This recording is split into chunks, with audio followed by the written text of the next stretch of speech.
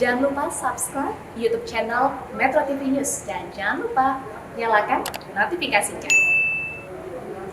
Densus 88 anti teror Mabes Polri menangkap sejumlah terduga teroris di sejumlah daerah. Siapa saja terduga teroris yang ditangkap dan berafiliasi ke kelompok terorisme? Nah, untuk membahasnya kami telah terhubung dengan pengamat teroris Ridwan Habib. Mas Ridwan, selamat siang. Selamat siang, Mas Kevin. Ya, Mas Ridwan, kita akan membahas nanti siapa sebetulnya terduga teroris yang ditangkap beberapa hari ini di sejumlah daerah dan kemudian apa hubungannya dengan aksi teror yang berlangsung beberapa hari ini di sejumlah tempat. Kita akan bahas itu usai jeda. Pemirsa jangan kemana-mana, Metro Siang akan segera kembali.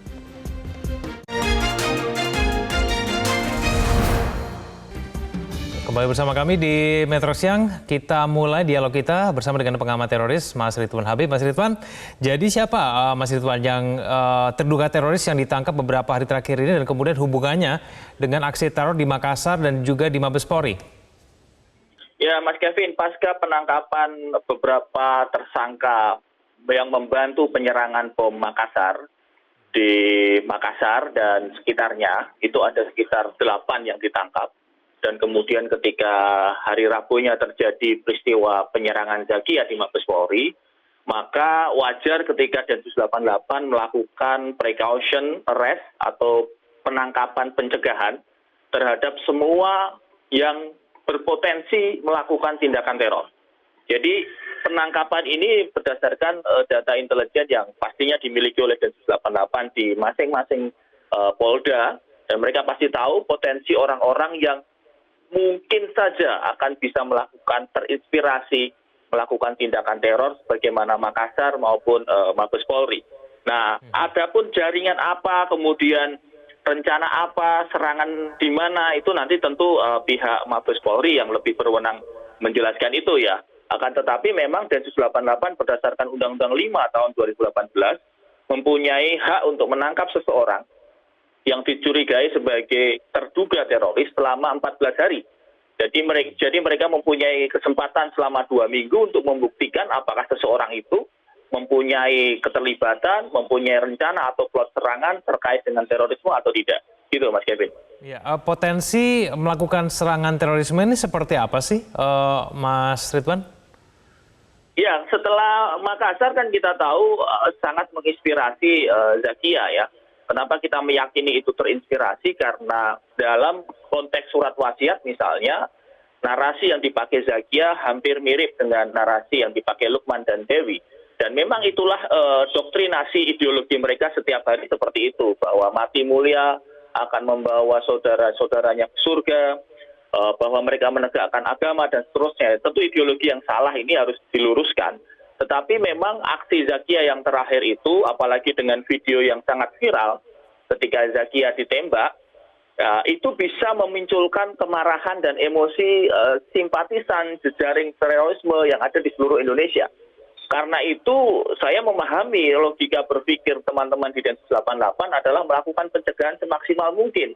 Jangan sampai kemudian ada rencana-rencana ataupun aksi-aksi yang kemudian lolos dari deteksi dini aparat intelijen Densus 88. Nah, sekali lagi ada beberapa yang kemudian misalnya di Yogyakarta istrinya menulis pembelaan di Facebook, suami saya bukan teroris, suami saya hanya pergi ke Turki dan ke Suriah untuk menjalankan misi kemanusiaan dan seterusnya.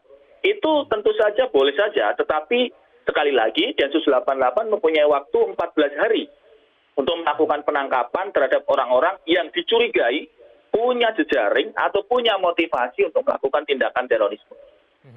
Surat wasiat dari kedua terduga teroris ini juga sama, Mas Ridwan. Apakah ini artinya bahwa berasal dari jaringan yang sama, guru yang sama? Yang Makassar dan Mabes Polri, maksud Anda? Ya. Ya, memang doktrinasi dari kelompok pro-ISIS seperti itu. Doktrinasi mereka adalah menjalankan perintah jihad fardiyah, ya, jihad individual, yang bagi mereka adalah melakukan aksi istihadiyah atau bom bunuh diri, melakukan penyerangan individual, itu sesuatu yang mulia, sesuatu yang menjadi heroisme di sisi mereka. Mungkin bagi kita orang normal itu sesuatu yang sangat konyol ya, aksi yang bodoh, aksi yang konyol. Tetapi bagi kelompok ini itu sesuatu yang heroik. Sehingga kemudian Lukman dan Dewi yang kemudian berbulan madu di surga dalam tanda petik, itulah yang kemudian menginspirasi orang-orang seperti Zakia yang sebelumnya pasti sudah terpapar ideologi ini.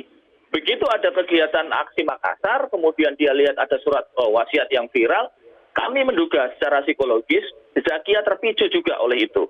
Ya tentu ini harus dicari juga mentornya Zakia siapa yang kemudian membawa dan merekrut dia ke dalam ideologi ini, saya yakin masih dikejar oleh Densus 88. Baik, karena kemudian penangkapan ini dilakukan terhadap terduga teroris yang punya potensi untuk melakukan aksi teror, apakah kita bisa menduga bahwa penangkapan ini akan terus berlangsung hingga beberapa hari ke depan? Mengingat potensi untuk melakukan aksi teror kan jumlahnya juga cukup banyak, Mas Ridwan, orangnya. Ya, betul. Dilematisnya adalah Mas Kevin, kenapa kok ada beberapa pertanyaan ya, biasanya di media sosial, kenapa kok ramainya penangkapan setelah terjadi kejadian, gitu kan? Nah, memang dalam konteks ini sebenarnya Densus 88 itu punya strategi khusus yang disebut dengan strategi pengamatan intelijen itu. Kalau memang bukti-bukti awalnya belum memadai, belum ada indikasi mereka akan melakukan serangan teror, biasanya orang-orang itu akan dipantau terlebih dulu. Akan tetapi hari ini dengan risiko seperti Makassar ditiru di Mabes Polri, saya meyakini strateginya berubah. Daripada kecolongan dalam tanda petik, lebih baik ditangkap aja deh. Ditangkap aja dulu, dicari buktinya, kemudian, karena orang-orang ini pasti sudah ada jejak sebelumnya ya. Densus juga tidak mungkin asal menangkap orang, pasti dia punya database yang kuat untuk kemudian menangkap orang. Tetapi kan kita tidak tahu intensi, Mas Kevin, intensi atau niat seseorang mau melakukan serangan itu kapan. Ini yang kemudian kadang-kadang orang sering salah terima, loh, kenapa kok nggak ditangkap dari dulu? Lah kalau memang mereka belum ada intensi, belum ada kegiatan yang kemudian mengarah kepada penangkapan, itu bisa merugikan penyidikan yang sedang berlangsung oleh Densus 88. Bisa membuat sel mereka itu kemudian terputus dan tidak bisa terjejak. Tetapi saya memahami setelah Makassar, kemudian Mabes Polri, tidak ada waktu lagi, harus ditangkap. Daripada kemudian mereka terinspirasi dan melakukan serangan beneran. Baik, Mas Ridwan Habib, terima kasih telah bergabung bersama kami di Metro Siang. Selamat siang, Mas Ridwan.